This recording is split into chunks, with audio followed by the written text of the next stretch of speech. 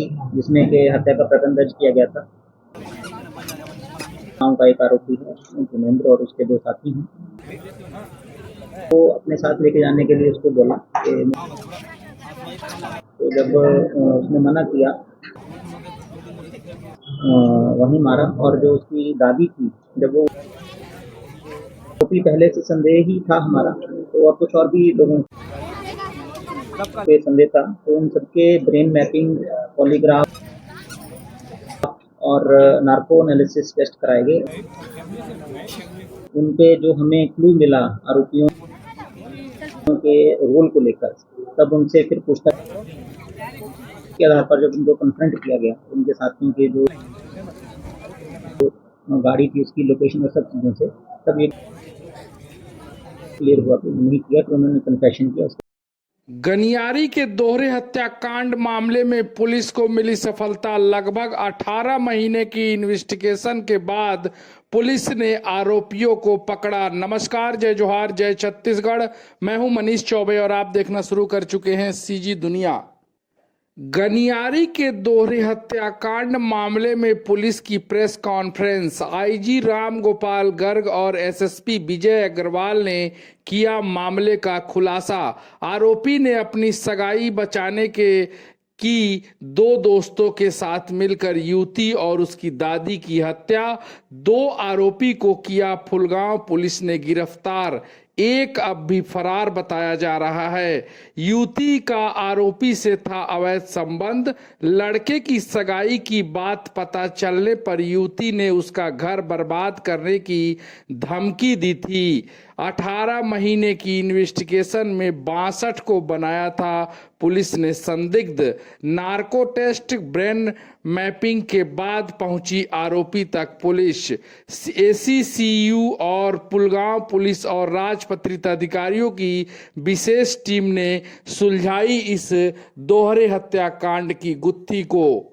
वहीं आपको दूसरी तरफ बता दें कि गनियारी में जो दोहरा हत्याकांड हुआ था, वहां गनियारी में अभी लोगों ने चक्का जाम कर दिया है। लोगों की मांग है कि आरोपियों को गांव वालों के सामने लाया जाए। आपको बता रहे हैं, गनियारी में चक्का जाम किया है लोगों ने और गांव वालों के सामने उन आरोपियों को लाने की मांग की है। आइए देखते हैं कि प्रेस कॉन्फ्रेंस के माध्यम से दुर्ग आईजी राम गोपाल गर्ग ने किस तरह से इस दोहरे हत्याकांड का खुलासा किया है। आरोपी ने अपने दोस्तों, एक जिसका नाम पंकज है और दूसरा एक अन्य आरोपी है, उसके साथ मिलकर बालिका को मार डालने की योजना बनाई। रात करीब 1 से 1:30 बजे के मध्य जो आरोपी हैं ये अपने किसी दोस्त के यहाँ प्रोग्राम में गए थे। वहाँ से वापस गांव आए और मृतिका जो अपनी दादी के साथ दूसरे घर में सोती थी, वहाँ पे उसका दरवाज़ा खुलवाया और उसके बाद इस घटना को अंजाम दिया। विवेचना में 2 आरोपियों को गिरफ्तार किया गया है और घटना में यूज़ हुए धारदार हथियार और एक वाहन स्कॉर्पियो को जब्त किया गया है। और जब इनके पॉलीग्राफ और नार्को टेस्ट वगैरह कराए गए तो उसमें बहुत सारी चीज़ें निकल कर आई। तो उसके संदेह के आधार पर फिर दोबारा जब उनकी पूछताछ की गई तब इन्होंने घटना। सर, बालिका जो जिसका मर्डर हुआ है, तो वो क्या जानती थी इस चुड़ैल के बारे में? नहीं, यही इसमें बताया कि इसकी सगाई होने वाली थी, हो गई थी इनफैक्ट। हाँ। तो उसको ये था कि कहीं इसकी सगाई ना तोड़वा दे अपने संबंध के आधार।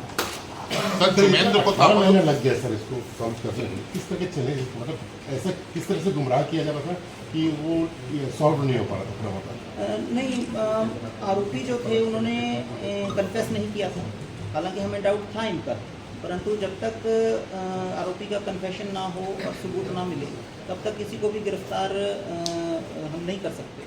तो जब पॉलीग्राफ टेस्ट, नार्को टेस्ट और जो ब्रेन मैपिंग कराया गया उसके आधार पर काफ़ी क्लूज मिले, तब इनकी क्रॉस क्वेश्चनिंग की गई। उसके आधार पर इन्होंने कबूल किया और उसके बाद जो सबूत मिले हैं, जो हथियार जब्त हुए हैं और गाड़ी और जो बाकी अन्य इलेक्ट्रॉनिक साक्ष्य हैं, उसके माध्यम से इनको भी चार्जशीट किया उससे उसको ताकि वो उसका नुकसान ना कर सके, उसकी शादी ना टूट जाए, उसको लेकर मृतक का मोटिव था उसको मारने का, इसमें उसने अपने दोस्तों का सहयोग लिया।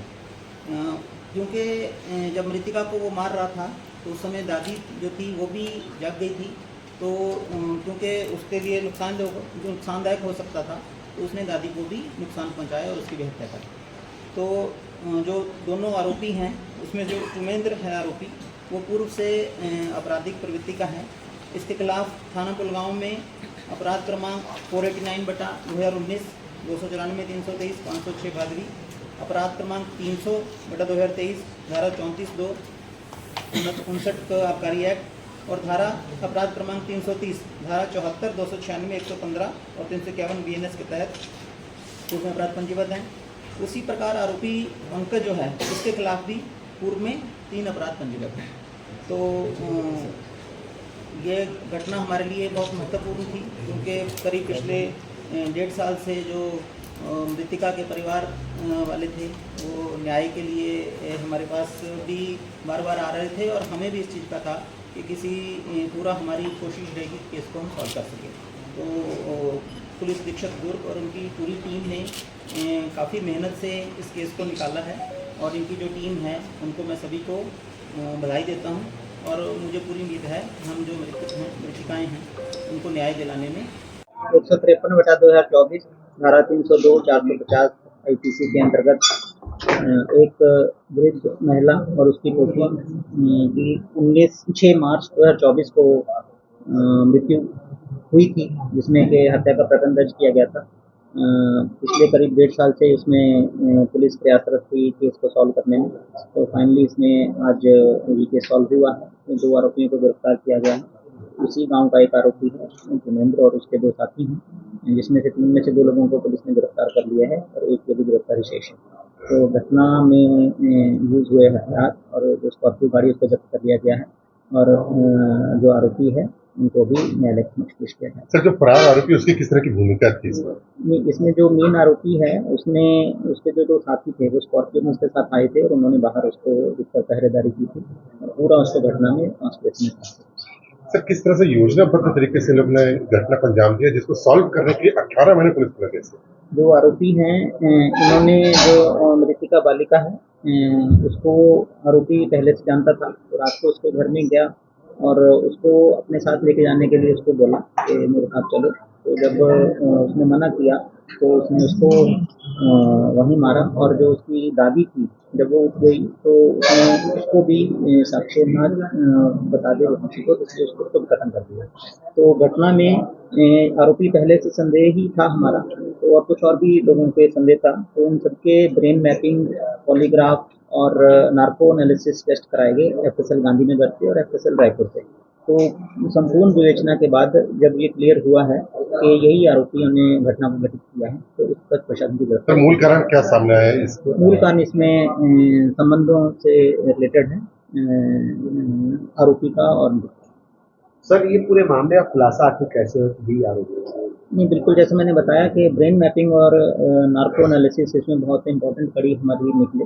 उनपे जो हमें क्लू मिला आरोपियों के रोल को लेकर, तब उनसे फिर पूछताछ की गई, और फिर उन्होंने जब उनको ब्रेन मैपिंग और उसमें जो तथ्य आए सामने, उसके आधार पर जब उनको कन्फ्रंट किया गया उनके साथियों के जो गाड़ी थी उसकी लोकेशन और सब चीज़ों से, तब ये क्लियर हुआ कि नहीं किया, तो उन्होंने कन्फेशन किया, उसके बाद उनको गिरफ्तार